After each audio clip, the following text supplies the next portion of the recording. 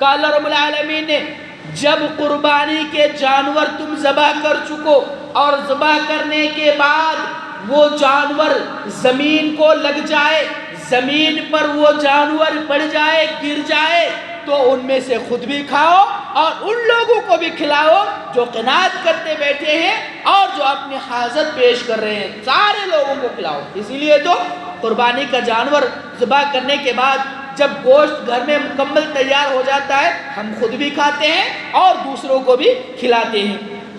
قربانی کا حکم تمام امتوں کے لیے تھا، جتنے بھی پچھلی امتیں ہیں تمام امتوں کے لیے قربانی کا حکم تھا۔ قربانی ایک قدیم عبادت ہے، قدیم کہتے ہیں پرانے کو اور جدید کہتے ہیں نئے کو۔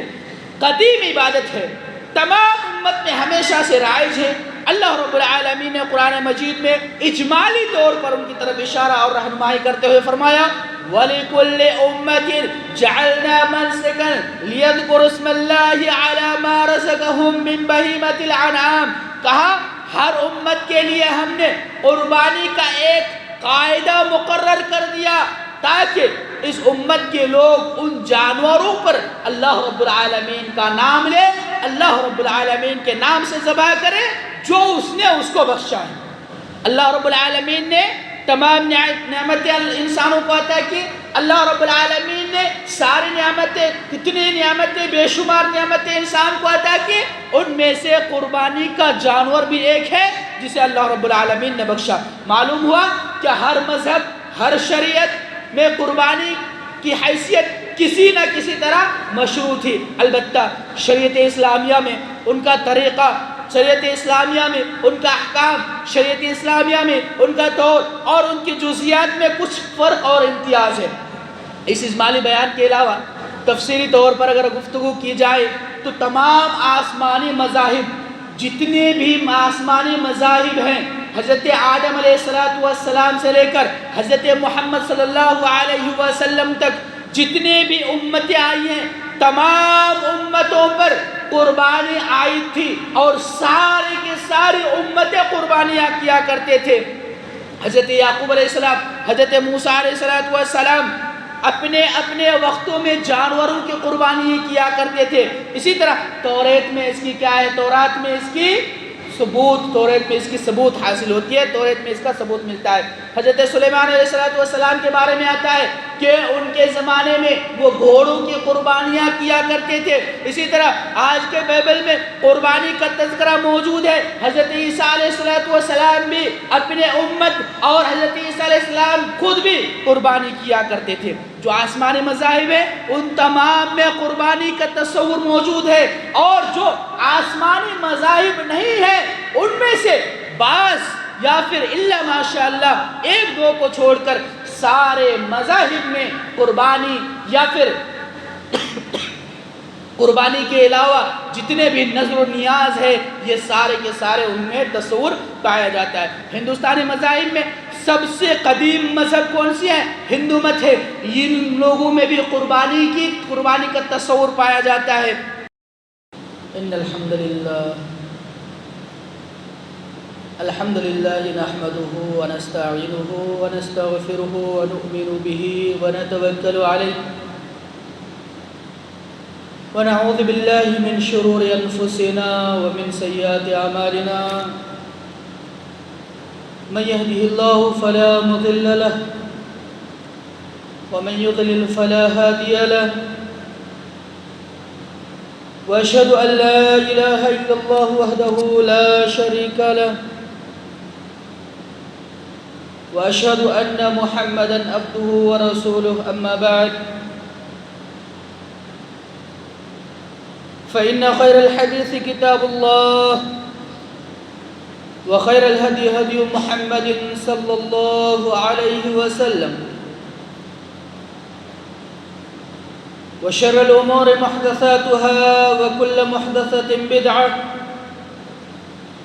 وكل بدعة ضلالة وكل ضلالة في النار أعوذ بالله من الشيطان الرجيم بسم الله الرحمن الرحيم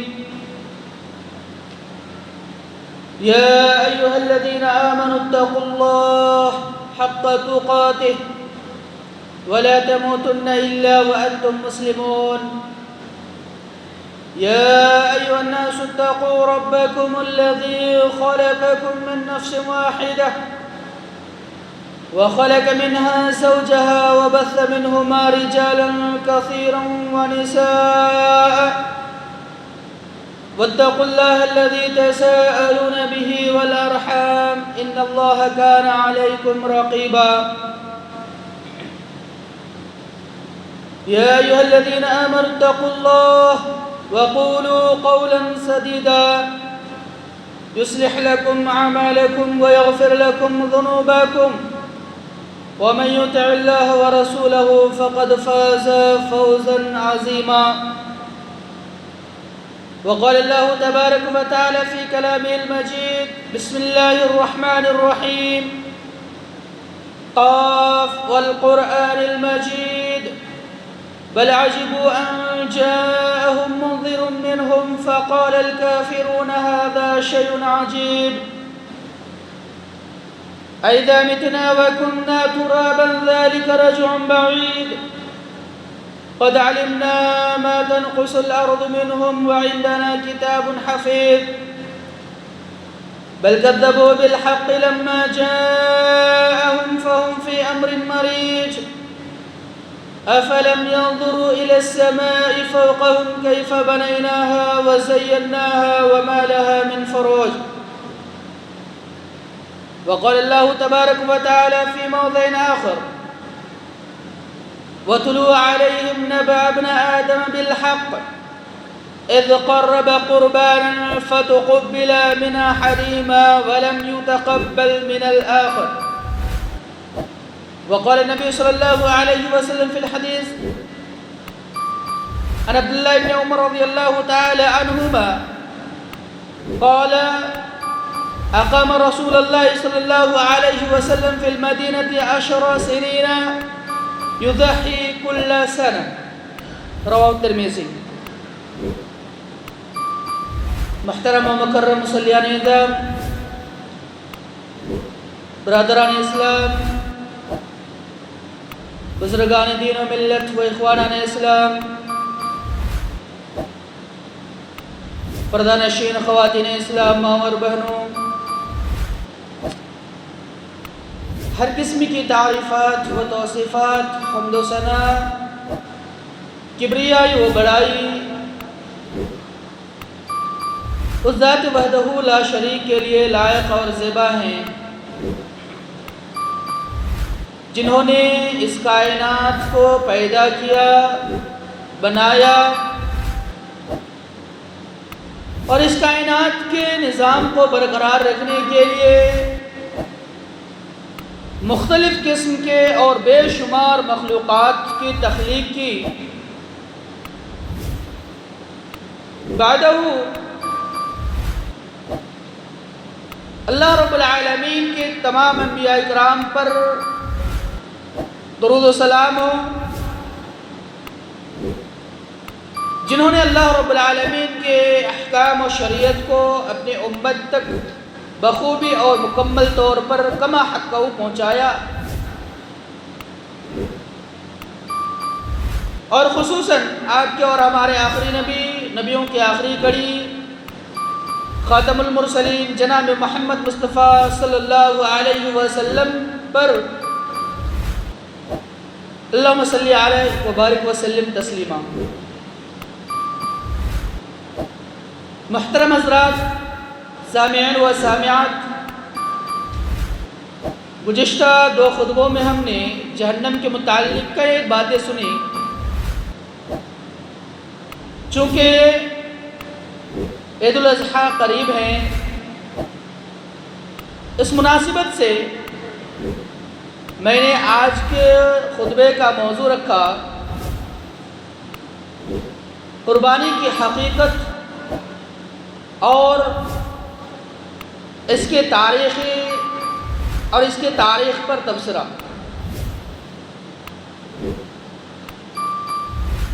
محترم سامعین، خطبہ مسنونہ کے بعد میں نے سورۃ المائدہ کی 27ویں آیت کی تلاوت کی اور ترمذی شریف کی ایک روایت تلاوت کی۔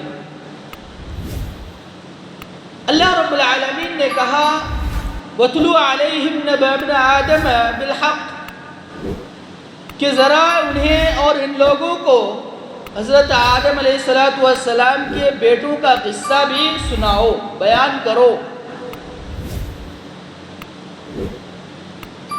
اِذْ قَرَّبَ قُرْبَانًا، جب ان دونوں نے اللہ رب العالمین کے سامنے قربانی پیش کی، فَتُقُبِّلَ مِنْ أَحَدِهِمَا، تو ان میں سے ایک کی قربانی اللہ رب العالمین نے قبول کی، وَلَمْ يُتَقَبَّلْ مِنَ الْآخِرِ، اور دوسرے کی قربانی کو اللہ تبارک و تعالیٰ نے قبول نہیں کی۔ اسی طرح ایک حدیث تلاوت کی، حضرت عبداللہ ابن عمر رضی اللہ تعالی عنہ بیان کرتے ہیں کہ اقام رسول اللہ صلی اللہ علیہ وسلم، رسول اللہ صلی اللہ علیہ وسلم نے قیام کیا، یا رسول اللہ صلی اللہ علیہ وسلم ٹھہرے بالمدینہ، مدینہ میں 10 سنین، 10 سال تک۔ ہجرت مدینہ کے بعد آپ صلی اللہ علیہ وسلم مدینہ میں 10 سال تک ٹھہرے، 10 سال تک وہاں رہے، اور یضحی کل سنہ، اور ہر سال آپ صلی اللہ علیہ وسلم نے قربانی کی، اور ہر سال آپ صلی اللہ علیہ وسلم نے اللہ تبارک و تعالیٰ کو قربانی پیش کیا۔ اب یہ جو قربانی ہے، قربانی جو لفظ ہم استعمال کرتے ہیں، اس کا معنی کیا ہے؟ لغوی معنی کیا ہے؟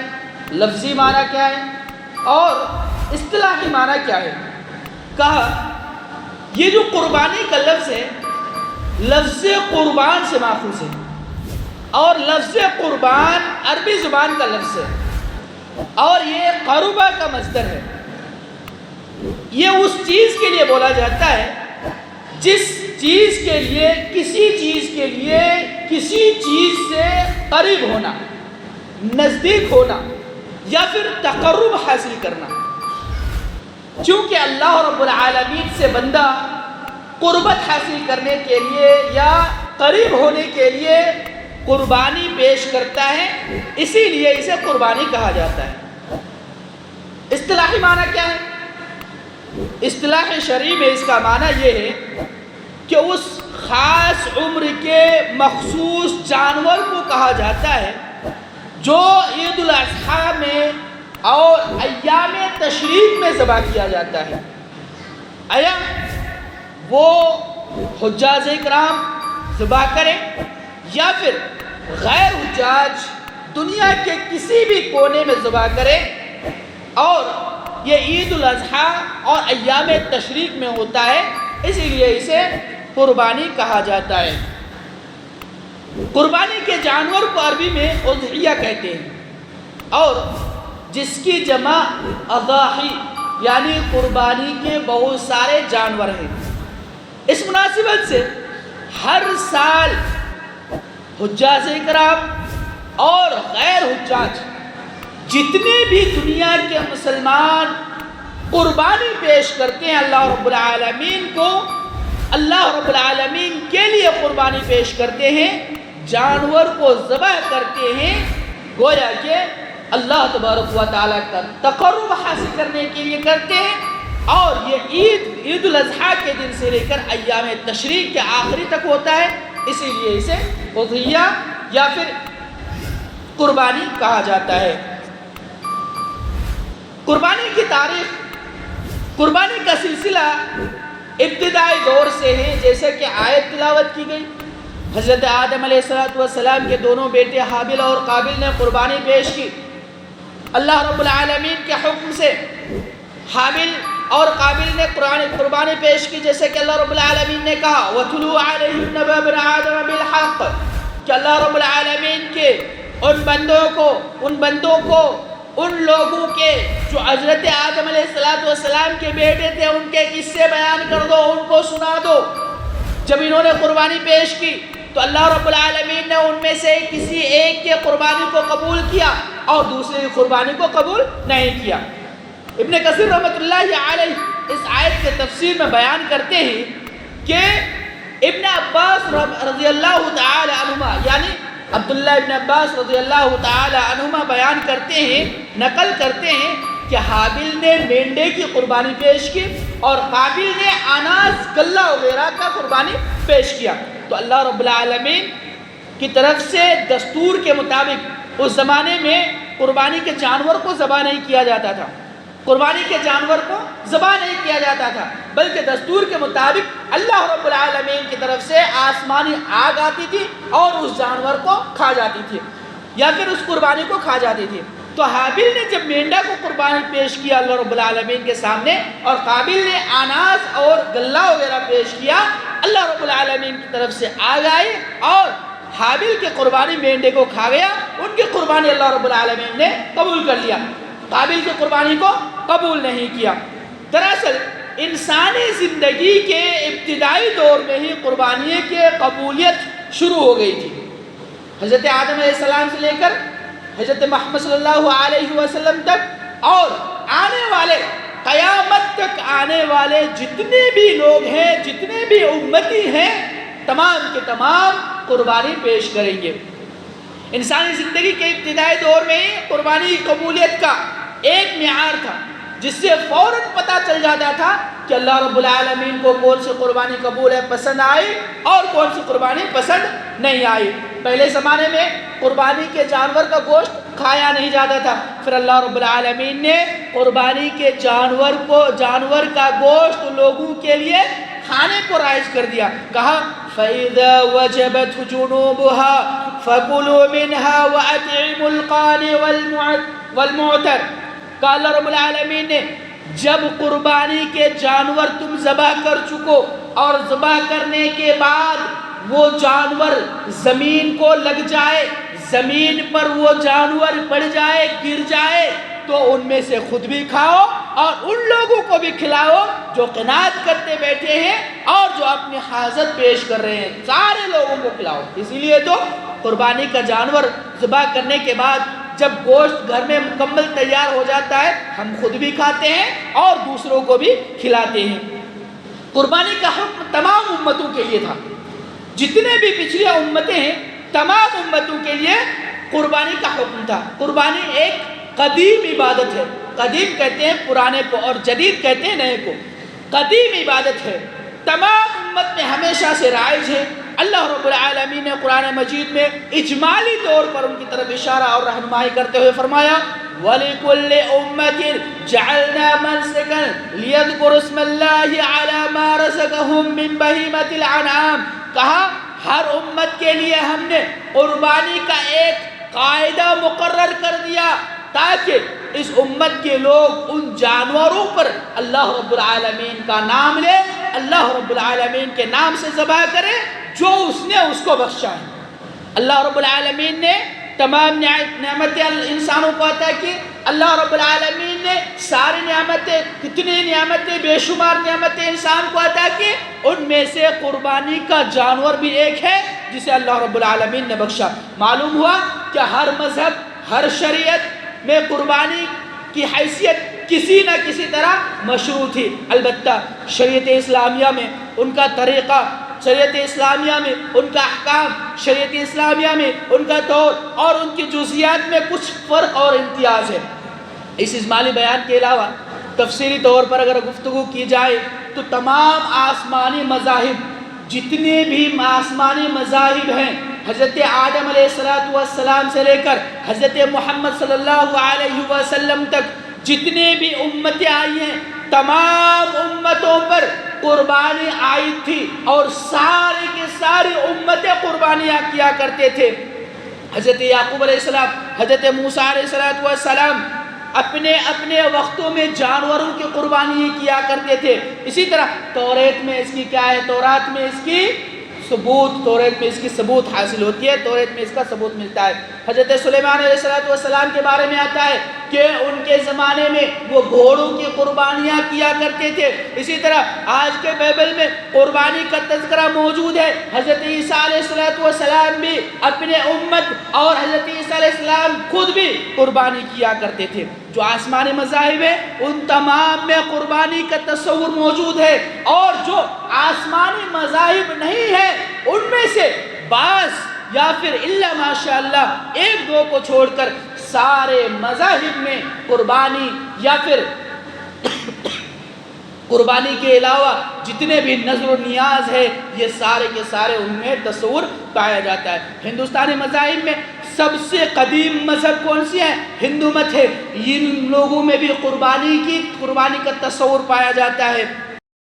یہ لوگ بھیٹ کے طور پر یا پھر معرفت الہی یا پھر نجات کے طور پر قربانی پیش کیا کرتے ہیں اور اپنی ضرورتوں کو پورا کرنے کے لیے قربانی پیش کرتے ہیں۔ ان کا عقیدہ ہے کہ اگر ہم قربانی پیش کریں گے تو ہم سے ہمارا رب خوش ہوگا اور ہماری ضرورتیں کیا ہوں گی؟ پوری ہوں گی۔ اسی طرح جو دوسرے اور کئی مذاہب ہیں ان کی جو کتابیں ہیں ان میں بھی ان کے کتاب میں بھی ان کے قربانی کا تذکرہ موجود ہے۔ چنانچہ بھاگوت پران میں جو کہا جاتا ہے کہ شری کرشن جب سارے دنیا کو ختم کر دیے تھے تو انہوں نے اپنے گناہوں کی معافی کے لیے انہوں نے اپنے گناہوں کی تلافی کے لیے گھوڑے کی قربانی پیش کی۔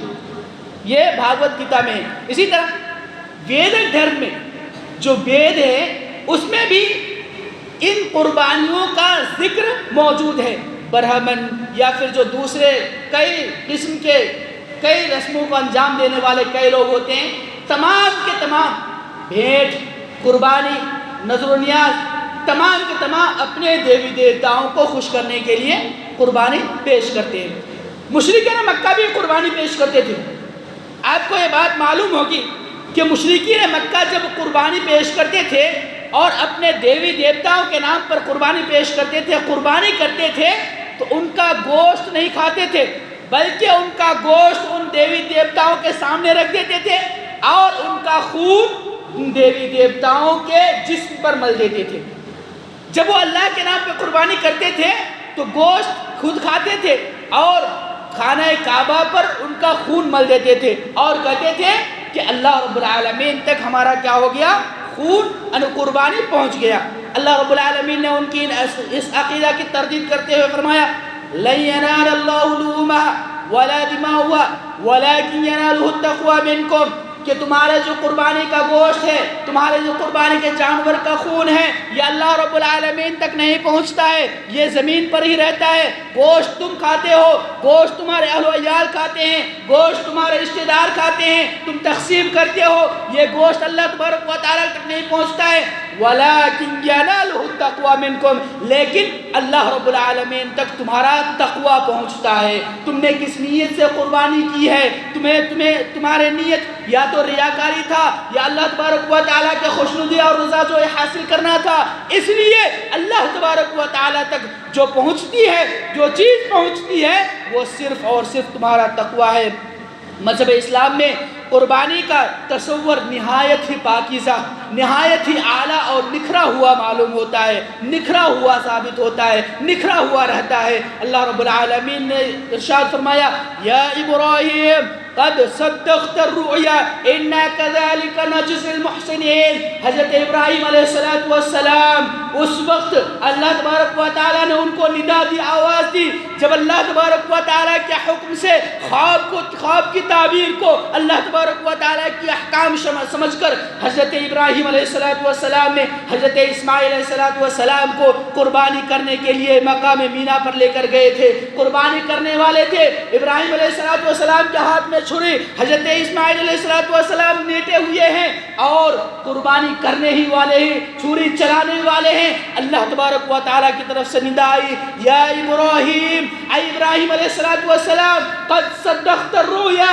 اے ابراہیم تو نے اپنا خواب سچ کر دکھایا، انا كذلك نجزي المحسنین، اور اے ابراہیم علیہ السلام ہم محسنین کو، احسان کرنے والوں کا بڑا اجر عطا کرتے ہیں، بڑا بدلہ دیتے ہیں۔ قرآن کریم کے انداز بیان سے اس بات کا صاف صاف اشارہ ملتا ہے کہ قربانی ابراہیم خلیل اللہ، ابراہیم علیہ السلام کی یادگار تھی، اور پھر اس یاد کو امت محمدیہ نے محمدیہ کو عطا کی گئی۔ اس بات کی مزید وضاحت اس حدیث سے ہوتی ہے کہ اللہ تبارک و تعالیٰ کے رسول صلی اللہ علیہ وسلم نے فرمایا، حضرت زید بن ارقم رضی اللہ تعالیٰ عنہ کی روایت ہے، انہوں نے بیان کیا کہ اے اللہ کے رسول صلی اللہ علیہ وسلم، یا رسول اللہ ما هذه الاضاحی، اے اللہ کے رسول صلی اللہ علیہ وسلم یہ قربانی ہے کیا؟ یہ قربانی کس کی سنت ہے؟ یہ قربانی جو ہم کرتے ہیں یہ کس لیے کرتے ہیں؟ اللہ کے رسول صلی اللہ علیہ وسلم نے فرمایا سنت ابیکم ابراہیم، یہ تیرے باپ ابراہیم کی سنت ہے۔ اس حدیث کو علماء کرام نے اس حدیث پر کلام کیا ہے کہ یہ حدیث ضعیف ہے یا پھر صحیح ہے، لیکن اسی احادیث کے معنی کے مطابق دوسری حدیث میں حضرت ابراہیم علیہ السلام کی سنت معلوم ہوتی ہے۔ اللہ کے رسول صلی اللہ علیہ وسلم نے ان کی واضح وضاحت کر دی ہے۔ اس روایت میں گویا کہ اللہ کے رسول صلی اللہ علیہ وسلم نے یہ بیان کیا کہ یہ تمہارے باپ یعنی حضرت ابراہیم خلیل اللہ علیہ السلام کی سنت ہے، اور رہتی دنیا تک یہ امت محمدیہ کے لیے بھی ادا کر دی گئی ہے، اور ہر ایک امت محمدیہ پر استطاعت جو رکھتا ہے ضروری ہے کہ وہ کیا کرے؟ قربانی کرے۔ قربانی کی اہمیت کے متعلق تھوڑی سی باتیں بیان کروں گا۔